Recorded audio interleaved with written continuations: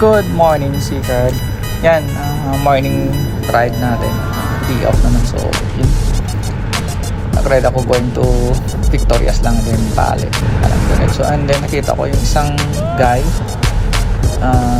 Told me niya he is from Bago City daw. Then, he's planning to go on Cadiz, but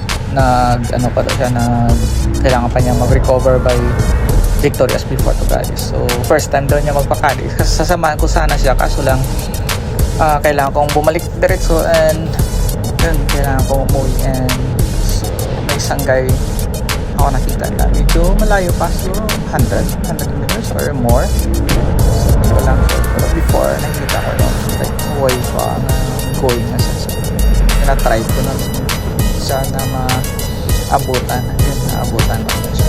Yun, ayan siya. Ayan, hindi ko nakuha yung name niya. And yun, nag-chit-chat na lang kami. Then, gusto niya palang pumunta ng Cadiz. And then, ask ko siya kung bakit solo lang siya. And then, sabi niya, yung mga friends lang niya, ibang ruta din. So, siya gusto niya i-try yung Cadiz dahil first time daw niya. So, nagtanong pa siya kung safe ba yung. Sabi ko, yeah, totally safe. Nasa highway lang makikita niya yung pangalang Cadiz. Then, after a few kilometers, nakikita niya yung proper ng Cadiz.